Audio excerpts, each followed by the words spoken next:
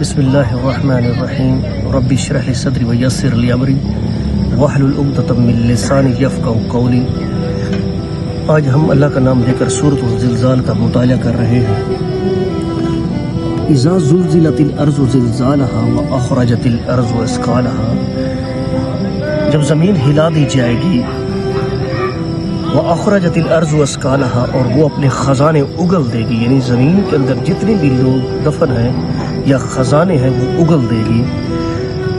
وَقَالَ الْإِنسَانُ مَا لَهَا، اس دن انسان کہے گا کہ اسے کیا ہو گیا ہے،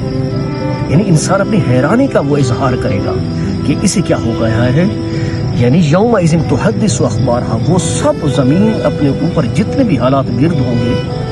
وہ اپنے ساری خبریں بیان کر دے گی۔ بِأَنَّ رَبَّكَ أَوْحَىٰ لَهَا، کیونکہ اس کے رب نے اس کو حکم ایسا دیا ہوگا۔ يَوْمَئِذٍ يَصْدُرُ النَّاسُ أَشْتَاتًا لِيُرَوْا أَعْمَالَهُمْ،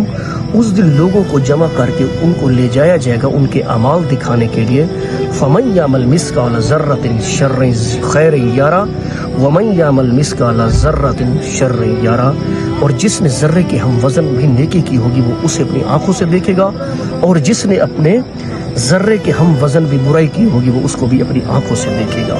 یعنی اس کا مقصد کہ اللہ تعالیٰ نے انسان کو اس دنیا کے اندر دارالامتحان کے حوالے کر دیا ہے، یعنی اپنی آزادی کو وہ غلط استعمال کرے یا صحیح استعمال کرے، وہ اپنے اعمال آخرت کے اندر دیکھ لے گا۔ یعنی ہم اس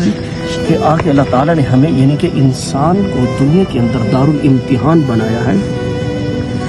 دیکھیں ہمیں جنت کے اندر یعنی مطلوب انسان، معیاری انسان مطلوب ہے جنت کو، یعنی کہ یہ دنیا جو ہے نا یہ ہمیں دارالامتحان، ہمیں اپنی آزادی دی گئی ہے۔ دیکھیں جسے دے کر آزماتا ہے، یعنی کہ ہم اس دنیا کو ہم دو طرح سے دیکھیں آزمائشوں کے اندر۔ پہلے انسان کا زاویہ یہ ہونا چاہیے، ہم دو طرح کی آزمائشوں میں ہیں، یا چھین کر آزماتا ہے کہ اللہ تعالیٰ دیکھنا کہ صبر کرتا ہے کہ نہیں کرتا، یا جسے دے کر آزماتا ہے، یعنی دولت و مال و دولت والے کو آزماتا ہے تو شکر کے جذبے سے آزما رہا ہے، کہ یہ نہیں کہ وہ اس پر اللہ راضی ہے، اللہ کی رضاعت اس پر نہیں ہے، یعنی وہ راضی صرف اس پر ہوتا ہے جو تقوی اور عمل کی بنیاد پر ہو۔ تو یہاں پر فرمایا کہ دنیا کے اندر انسان کو میں نے جب پیدا کیا، اس کی تخلیقی حیات کا مقصد کیا ہے، اس نے انسان کو اپنی بندگی کے لیے کہ وہ اس دنیا کے اندر کیا رویہ اختیار کرتا ہے، یعنی کہ جس نے ذرے کے ہم وزن بھی نیکی کی ہوگی وہ اس کائنات کے اندر دیکھ پائے گا۔ اس سورۃ الزلزال کا جو پس منظر ہے وہ پس منظر کیا ہے کہ اس کا موضوع ہے کہ یعنی قریش مکہ کو تنبیہ قیامت کے بارے میں غلط فہمی نہ رہے، یعنی یہ سورۃ الزلزال کا جو پس منظر ہے یہ مشرکین مکہ کے سرداروں کو تنبیہ کی جا رہی ہے، وہ آخرت کے منکر تھے، اسے اس کا موضوع تنبیہ، اسے نصیحت کی جا رہی ہے اس سرداروں کو، وہ کیا ہے وہ غلط فہمی میں نہ رہے، اس کو چیز بھی اس کی چھینی، یعنی اس کی کوئی چیز بھی چھپی میں نہیں رہے گی، یعنی کوئی چیز بھی اس دن چھوٹی سے چھوٹی چیز بھی چھپی ہوئی نہیں رہے گی کسی انسان کی۔ یعنی کہ یہ سرداروں کو، مکہ کے سرداروں کو رسول اللہ صلی اللہ علیہ وسلم نے نصیحت کی ہے۔ اسی طرح یہ زلزال صورت جو ہے نا یہ انسان کے امتحان کا اینڈ آف ٹائم ہوگا، جب ہوگا امتحان کا دائرہ ختم ہو جائے گا۔ اس لیے اللہ تعالیٰ